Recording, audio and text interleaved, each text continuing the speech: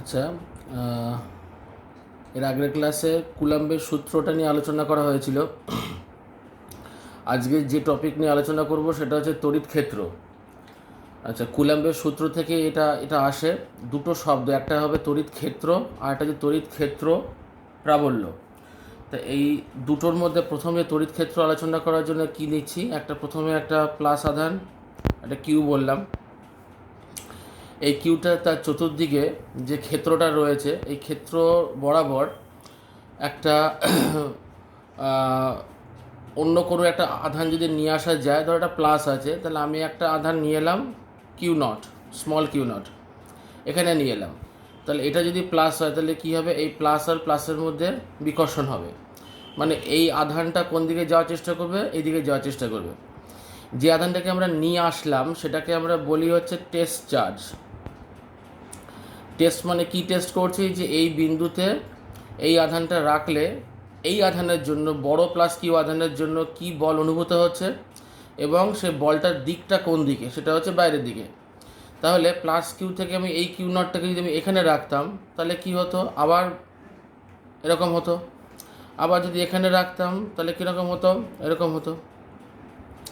এই কিউ নটটাকে আমরা যে টেস্ট চার্জ বলছি, প্রথম কথা এটা মনে রাখতে হবে যে টেস্ট চার্জ কিউ নটের জন্য তড়িৎ ক্ষেত্রের উপর কোনো প্রভাব পড়ে না। তার মানে হচ্ছে এই যে প্লাস কিউটা বললাম, খেয়াল করে, এই যে বলরেখা যেগুলো বাইরের দিকে বেরিয়ে যাচ্ছে, এই একটা বলরেখা, এই একটা বলরেখা, এরকম অসংখ্যভাবে বলরেখা কী হচ্ছে প্লাস কিউ থেকে বাইরের দিকে, তাহলে আমি ধরে নিতে পারি।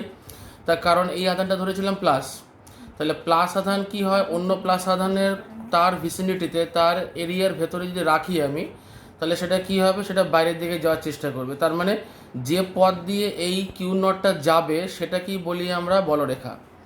যে পথ দিয়ে কিউ নটটা যাবে সেটাই হচ্ছে একটা বলরেখা। তাহলে অসংখ্যভাবে এরকম কিউ নটটা রাখতে পারি বিভিন্ন জায়গায়, তাহলে প্রত্যেকবারই দেখব কি বলরেখাটা কোন দিকে যাচ্ছে, বাইরের দিকে। তাহলে এর থেকে আরও একটা জিনিস শিখলাম, সেটা হচ্ছে প্লাস আধান থেকে বলরেখা বাইরের দিকে বেরোয়। আর যদি এই ডায়াগ্রামটা আমি প্লাস কিউ দিয়ে না এঁকে যদি আমি মাইনাস কিউ দিয়ে আঁকতাম এবং একই রকমভাবে একটা কিউ নট আধানকে রাখতাম এখানে, তাহলে দেখা যেত মাইনাস কিউটা এই কিউ নটটাকে কী করবে, টানতো। তার মানে কোন দিকে আসতো, এই দিকে। তাহলে যখনই আমি কিউ নটটাকে রাখবো তাহলে কোন দিকে আসবে, সেটা হচ্ছে ভেতর দিকে আসবে। তার মানে মাইনাস কিউ আধানের দিকে বলরেখাগুলো কী হয়, সব ভেতর দিকে আসে। আমি কিউ নটটাকে যেখানেই রাখি না কেন কি হবে, তাহলে শিখলাম যে প্লাস কিউয়ের জন্য বলরেখাগুলো বাইরের দিকে যায় আর মাইনাস কিউয়ের জন্য বলরেখাগুলো ভেতরের দিকে আসে। আবার রিপিট করছি একটা জিনিস, সেটা হচ্ছে টেস্ট চার্জ যেটা নিয়েছি, সেই টেস্ট চার্জের জন্য কিন্তু তড়িৎ ক্ষেত্রের উপর কোনো প্রভাব পড়বে না। এই যে প্রভাবের কথাটা বলছি, মানেটা কি, প্রভাব মানে হচ্ছে এই কিউ নটটার জন্য এই যে আমি পয়েন্ট এখানে রাখলাম, এবার কি করবো, আমি ফিল্ডের যে এক্সপ্রেশনটা আমি লেখার চেষ্টা করছি, কুলাম্বের সূত্র আমাদের শেখা হয়ে গেছে। এফ ইজ ইকুয়াল টু কী লিখবো, 1/4πε0, যেরকম বায়ু মাধ্যম বা শূন্য মাধ্যম এসআইতে লিখছি কিন্তু আমি, ঠিক আছে। তাহলে ওপরটা কী লিখবো, Q into Q naught, Q into Q naught, আর এই দূরত্বটা ধরে নাও আর, তাহলে কত হলো, Q Q naught by R square. এবারে এই যে কিউ কিউ নট বলছি, F by Q naught is equal to কত, 1/4πε0 কিউ বাই আর স্কোয়ার। আমরা এটাকেই বলি হচ্ছে তড়িৎ ক্ষেত্র প্রাবল্য। তড়িৎ ক্ষেত্রটা কি বলেছিলাম, তড়িৎ ক্ষেত্রটা হচ্ছে যতটা জায়গা জুড়ে এই প্লাস কিউ তার যে প্রভাব বিস্তার করতে পারে সেটাই হচ্ছে তড়িৎ ক্ষেত্র। আর কোনো একটা বিন্দু নিয়ে যখন আলোচনা করব, কোনো একটা পয়েন্ট নিয়ে যখন আলোচনা করব, তখন কি হবে, সেটাকে বলবো যে তড়িৎ ক্ষেত্র প্রাবল্য, কিন্তু সেটা বিন্দু। এই বিন্দুতে তড়িৎ ক্ষেত্র প্রাবল্য কত, একটা মান আসবে, কারণ সেটা কার উপরে নির্ভর করবে, এই আটটার উপরে নির্ভর করবে। মানে আটটা যদি কমে যায়, ধর এইখানে একটা পয়েন্ট যদি আমি নিই, তাহলে আটটা নিশ্চয়ই কী হয়ে গেল, কমে গেল। যেই আটটা কমে যাবে সঙ্গে সঙ্গে ইয়ের মানটা কী হবে, বেড়ে যাবে আরও। তখন আধানের কাছাকাছি যত আসবো তত আমার তড়িৎ ক্ষেত্র প্রাবল্যটা বাড়বে। তাহলে এটাকে কি বলি, শুধু প্রাবল্য বললেও হবে, যেহেতু তড়িৎ ক্ষেত্রের দ্বারা সৃষ্টি হয়েছে প্রাবল্যটা। এই প্রাবল্যর ইংলিশ হচ্ছে ইন্টেন্সিটি। এই প্রাবল্যটা কি বলবো, তড়িৎ ক্ষেত্রের প্রাবল্য। আচ্ছা, সমীকরণের যদি আমরা ডান দিকটা নিয়ে আলোচনা করার পরে যদি বাঁ দিকটা নিয়ে আমরা আলোচনা করি, লক্ষ্য করি, তাহলে কি দেখব, এফ বাই কিউ নট হয়ে বসে আছে। তার মানে এই দুটো আধানের মধ্যে যে বলটা কাজ করছিল, কুলম্বিক ফোর্স বা কুলম্বীয় বল যেটা, সেটা হচ্ছে এফ। তাকে আমি এই টেস্ট চার্জ দিয়ে ভাগ করা হয়েছে, সেটাকেও কি বলতে পারি, ই বলতে পারি, তড়িৎ ক্ষেত্র প্রাবল্য। তাহলে প্রাবল্য কুলম্বের সূত্র থেকে কিউ বাই আর স্কোয়ারও বলা চলে। আবার বল, টোটাল বল যেটা মানে কুলম্বীয় বল যেটা, তাকে যদি আমরা কিউ নট দিয়ে ভাগ দিই, তাহলে টেস্ট চার্জ দিয়ে ভাগ দিই, তাহলে সেটাকেও বলছি আমি ই। অনেক বইতে বা অনেকেতে অনেক জায়গায় লেখা থাকে, ধরো এরকমভাবে ই ইজ ইকুয়াল টু, মানে বাদিকের পার্ট যেটা লিখেছিলাম আমি, বাদিকের পার্টে লেখা থাকে limit of F by Q naught tends to zero. একটু আগে আমি কি বলেছিলাম, যে কিউ নট এমন একটা আধান যার তড়িৎ ক্ষেত্রের উপরে কোনো প্রভাব নেই, সেটা কি বলা হচ্ছে Q naught tends to zero, মানে খুবই ক্ষুদ্র, অতি ক্ষুদ্র, ঠিক আছে, এতটাই ক্ষুদ্র যে তড়িৎ ক্ষেত্রের উপরে এর কোনো প্রভাব পড়বে না। আচ্ছা, এবারে যখনই মাথায় আসবে যে বলটা কত, তাকে কিউ নট দিয়ে ভাগ করলে কিন্তু আমার ইটা চলে আসবে। তাহলে দুটো পথ, একটা পথ হচ্ছে এইটা, আর একটা পথ হচ্ছে এইটা। আরেকটা জিনিস শিখলাম, কি বললাম, যে প্লাস কিউ থেকে বলরেখাগুলো বাইরের দিকে যায়, আর মাইনাস কিউ দিয়ে বলরেখাগুলো ভেতর দিকে আসে। এইবার যদি প্রশ্ন করা হয় যে এই তড়িৎ ক্ষেত্রের বিস্তার কত দূর, বলেছি একটু আগেই বললাম যে এখানে যখন আমি এটা নিচ্ছি তখন চতুর্দিকে যেটুকু যে জায়গা রয়েছে, অঞ্চল রয়েছে, যে অঞ্চলের ভিতরে কিউ নটের উপরে এর কোনো প্রভাব পড়বে, সেটাকেই বলছি তড়িৎ ক্ষেত্র। কিন্তু সেই তড়িৎ ক্ষেত্রটা বিস্তার পাচ্ছে কত দূর পর্যন্ত। আচ্ছা, এটা একটা খেয়াল করো, যে লেখা হচ্ছে যে তড়িৎ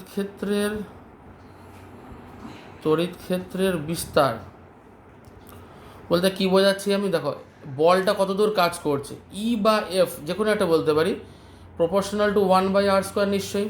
আমরা যখন ই এর এক্সপ্রেশনটা লিখেছি, দেখো Q/r², এই কিউ আধানটা ফিক্সড, কেননা যে আধানের সাপেক্ষে বলছে সেই আধানটা ফিক্স থাকবে। 1/4πε0 ধ্রুবক, তাহলে একমাত্র নির্ভর করবে কার উপরে, আর এর উপরে, যেটা বললাম আর কমলে ইটা বাড়বে, আর বাড়লে ইটা কমবে। তাহলে সেই ক্ষেত্রে দেখা যাচ্ছে যে ই প্রপোর্শনাল টু 1/r² বা r² বর্গের সঙ্গে আর এর বর্গের ব্যস্তানুপাতিক। তাহলে তড়িৎ বিস্তারটা কোন পর্যন্ত, মানে কোন পর্যন্ত বলে কি বলবো, যতক্ষণ না E0 হচ্ছে। তাহলে E0 হচ্ছে কোন জায়গায়, তাহলে আর নিশ্চয়ই যদি আমি অসীম ধরি, কি বললাম, আর নিশ্চয়ই যদি অসীম ধরা যায়, তাহলে কোনো জিনিস এক যদি অসীম দিয়ে ভাগ করে তাহলে সেটা কি হয়, শূন্য হয়। তাহলে E=0 কখন সম্ভব, একমাত্র আর যখন অসীম। এবং অসীমকে আমরা বোঝার উপায় নেই আমাদের, এই পয়েন্টটা যদি আমি অসীম ধরি তাহলে এটাও অসীম, এটাও অসীম, এটাও অসীম, অসীমের কোনো মানে শেষ শুরু বলে কিছু নেই। তাহলে থিওরিটিক্যালি বলা চলে যে ই প্রপোর্শনাল টু 1/r², ইটা 0 হবে কোথায়, আর যখন অসীম। আচ্ছা, এইবার আসছি হচ্ছে এক একটা করে। এক নম্বর হচ্ছে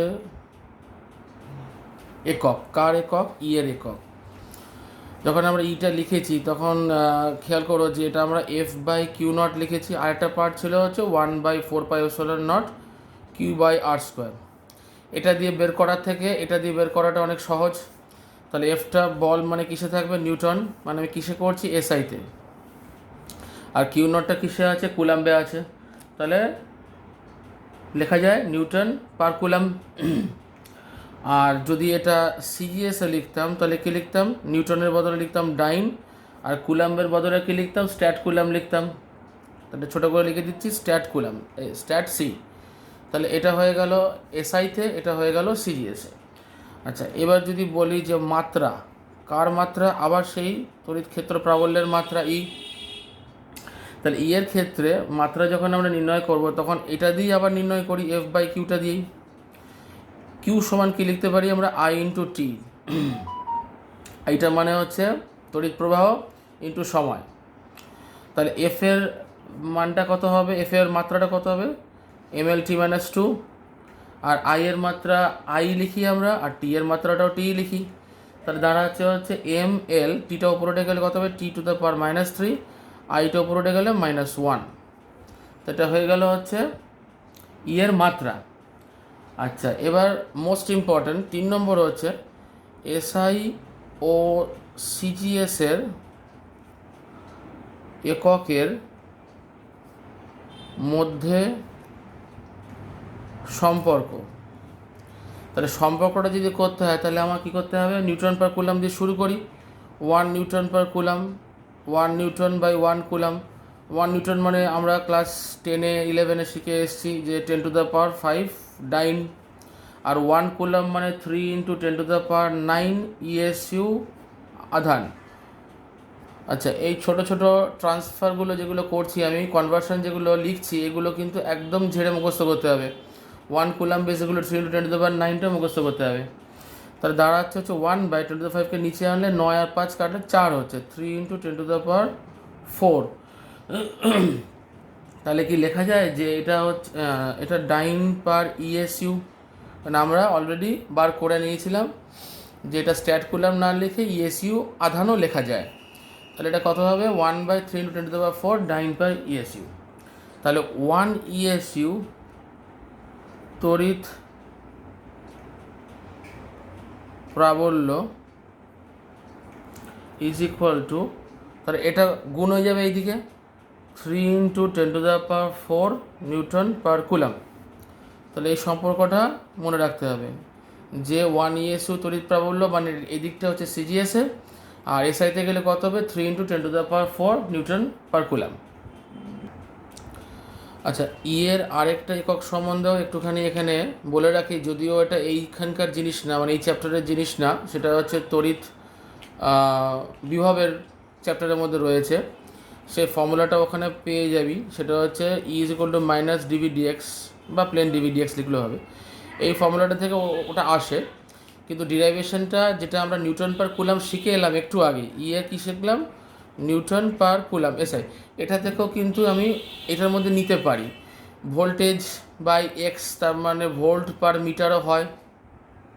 ওই চ্যাপ্টারে গেলে এই ফর্মুলাটা পাবো, সেখানে সরাসরি ডিভি মানে হচ্ছে ভোল্টেজ, ভোল্ট লিখলাম, আর এখানে ডিএক্সটা মানে সরণ, তাহলে হচ্ছে মিটার, তাহলে ভোল্ট পার মিটার। এখানে নিউটন পার কুলাম থেকেও ভোল্ট পার মিটারে ট্রান্সফার করা যায়। 1 নিউটন বাই 1 কুলাম কী করা যাবে, ওপর নিচে কী করলাম, 1 মিটার দিয়ে মানে গুণ করে দিলাম, ওপর নিচে 1 মিটার দিয়ে গুণ করলাম। তাহলে 1 নিউটন মিটার মানে কি হয়, জুল, আর কুলাম ইন্টু মিটার পড়ে থাকলো। আচ্ছা, জুল পার কুলাম সেটাকে আমরা পাবো হচ্ছে ভোল্ট হিসাবে by metre. Joule per coulomb is equal to volt পাবো। এটা আবার একটা ফর্মুলা থেকে আসে, সেটা হচ্ছে, সেটাও একটু পরেই মানে তোরা পাবি, সেটা হচ্ছে কার্য ইজ ইকুয়াল টু বিভব ইন্টু আধান। তাহলে কার্য মানে হচ্ছে জুল, বিভব হচ্ছে ভোল্ট, ইন্টু আধান মানে কিউ, কুলাম। তাহলে ভোল্ট মানে কত, জুল পার কুলাম। এই যে জুল পার কুলাম যেটা লিখেছিলাম এখানে, সেটাই কি লিখে দিয়েছি এখানে, ভোল্ট। এই যে joule per coulomb is equal to volt, joule per কুলামটাকে আমি ভোল্ট লিখে দিয়েছি, মিটারটা যেরকম আছে মিটারটা এখানে পড়ে আছে।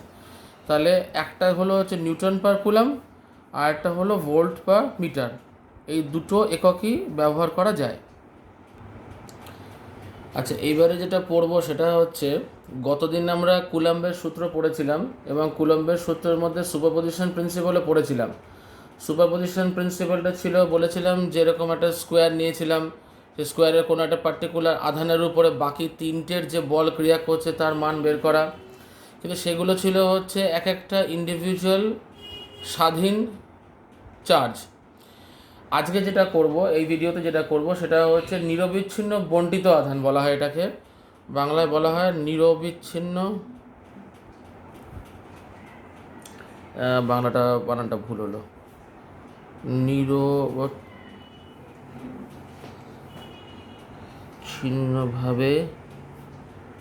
বণ্টিত আধান। আচ্ছা, নিরবিচ্ছিন্নভাবে বণ্টিত আধান বলতে কি বোঝায়, সেটা হচ্ছে বললাম যে রৈখিক আধান বন্টন মানে কি, এরকম ধরনের একটা লাইন টানলাম আমি, এটা সমস্তটা কি আধানগ্রস্ত হয়ে আছে, প্লাস আধানগ্রস্ত হয়ে আছে। বললো এখান থেকে কোনো একটা পয়েন্ট, এই আধানটুকুর জন্য এই পয়েন্টে প্রাবল্য কত বা বল কত, যে কোনো একটা বলতে পারে, কুলম্বিক সূত্র অনুযায়ী বলটাও জিজ্ঞেস করতে পারে, বা একটু আগে যেটা শিখলাম তড়িৎ ক্ষেত্র প্রাবল্য, তাহলে সেটাও জিজ্ঞেস করতে পারে। তাহলে যখনই এরকম ঘটনা বা এরকম ধরনের কোশ্চেন করবে তখন কি করব, আবার সে কী নিয়ে আসতে হবে, টেস্ট চার্জ কিউ নট। তাহলে কোনো একটা ছোট্ট একটা লাইন ডিএল নিলাম, এটা লেংথ এল ছিল, তাহলে ডিএল নিলে এই দূরত্বটাকে ধরে নিচ্ছি আমরা কত, আর। তাহলে ডিএল এর জন্য যে বল কাজ করছে কার উপরে, এই কিউ নটের উপরে, মানে এইটুকু ডিএল পোর্শনের যে আধানটা রয়েছে। তাহলে আমি প্রথমে লিখি ডিএল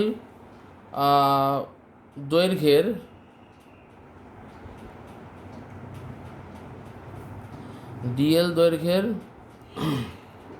আধান, সেটা কত লিখলাম, ধর ল্যামডা ইন্টু ডিএল। এবার ল্যামডাটা কি, ল্যামডাটা হচ্ছে একক দৈর্ঘ্যের আধান। ল্যামডা মানে হচ্ছে আধান বাই দৈর্ঘ্য, ল্যামডা মানে হচ্ছে আধান বাই দৈর্ঘ্য। তাহলে ল্যামডা ইন্টু ডিএল হয়ে যাবে। তাহলে এই ল্যামডা ইন্টু ডিএলটাকে কী করব আমরা, যখন আমরা বলটা বার করছি ডিএফ, মানে ডিএল এর মধ্যে যতটুকু আধান আছে সেই আধানটা কিউ নটের উপরে একটা বল ক্রিয়া করছে।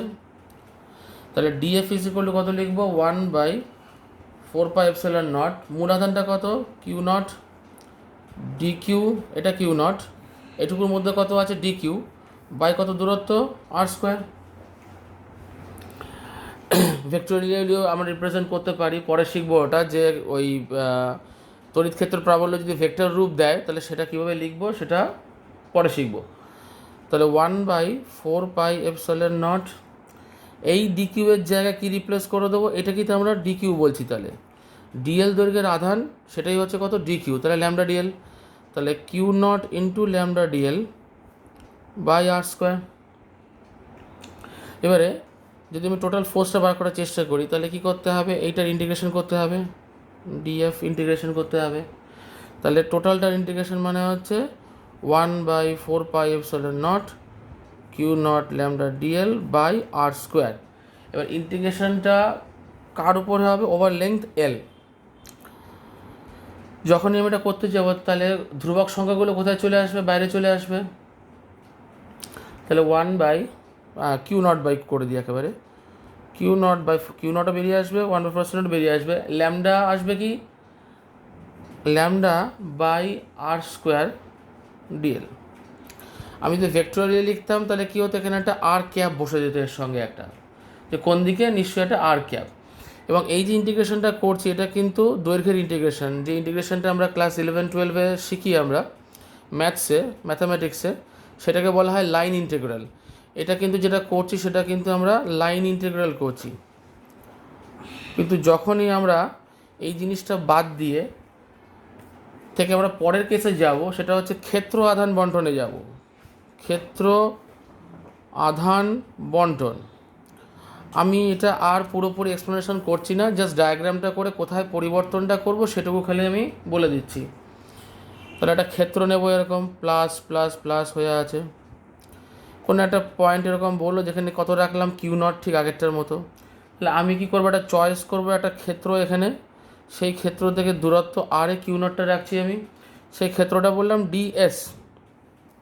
তাহলে এই যে লাইনটা লিখেছি একই রকমভাবে এখানেও লাইনটা লিখবো, কী লিখবো, F is equal to Q naught by 4πε0। তাহলে এই পার্টটা যা লেখা ছিল তাই লিখলাম, শুধু এখানে ল্যামডা হবে না, কারণ ল্যামডাটা ছিল আধান বাই দৈর্ঘ্য ছিল। এখানে যেটা নিয়ে আলোচনা করছি সেটা হচ্ছে ক্ষেত্র। তাহলে কি করব, এখানে ল্যামডার বদলে আমরা লিখতে পারি সিগমা ইন্টু ডিএস। ডিএস এখানে ক্ষেত্রফল, এটা হচ্ছে কিন্তু ল্যামডা মানে হচ্ছে এখানে কি হয়ে যাবে, ল্যামডা মানে আধান বাই ক্ষেত্র হয়ে যাবে, কিন্তু ওখানে দৈর্ঘ্য ছিল এখানে ক্ষেত্র, বাই কত লিখব, আর স্কোয়ারের মতনই থাকবে। তাহলে শুধু পরিবর্তনটা লক্ষ্য করলাম, ল্যামডার জায়গায় সিগমা এসছে, মানে এটা লিনিয়ার চার্জ ডেন্সিটি বলে ইংরেজিতে, এটা হচ্ছে সারফেস চার্জ ডেন্সিটি। ডিএল এর জায়গায় ডিএস ক্ষেত্রফল, দৈর্ঘ্য ছিল ক্ষেত্রফল হয়ে গেছে। আরেকটা জায়গায় পরিবর্তন হবে, যে ইন্টিগ্রেশনটা কিন্তু সারফেস ইন্টিগ্রাল, এটা কিন্তু লিনিয়ার ইন্টিগ্রাল নয়। সারফেস ইন্টিগ্রাল মানে কিন্তু অ্যাকচুয়ালি এরকমভাবে যদি লেখা হয়, এটা অবশ্য নেই, এটা কিন্তু দুটো ইন্টিগ্রাল, এস মানে কিন্তু অ্যাকচুয়ালি এটা কটা ইন্টিগ্রাল, দুটো ইন্টিগ্রাল, কিন্তু দৈর্ঘ্য ইন্টু প্রস্থ সেই অনুযায়ী কিন্তু সারফেস করা হয়। আচ্ছা, তাহলে যদি আমি ক্ষেত্রর পরে যদি আমি আয়তনটা করি, আয়তন আধান বন্টন, আয়তন আধান বন্টন যদি করি তাহলে সহজেই লিখতে পারবো এফটা কিউ নট বাই কত লিখবো 4πε0 চেঞ্জ হয় না, জানি কোথায় চেঞ্জ হয়, এইটা চেঞ্জ হয়, এটাকে করলাম রো ডিভি করে দিলাম বাই আর স্কোয়ার, আর এখানে ছিল এল, এখানে হয়ে গেল এস, তাহলে এখানে হয়ে যাবে ভি। এবার নিশ্চয়ই এস যদি হয় সারফেস ইন্টিগ্রাল দৈর্ঘ্য ইন্টু প্রস্থ, তাহলে ভি নিশ্চয়ই কী হবে দৈর্ঘ্য ইন্টু প্রস্থ ইন্টু উচ্চতা, তিনটে মাত্রা চলে আসছে, তাহলে এইটা লেখা মনে হচ্ছে কিন্তু অ্যাকচুয়ালি তিনটে ইন্টিগ্রেশন কিন্তু এখানে। তাহলে আজকের এই পর্যন্তই থাক, ক্লাস শেষ।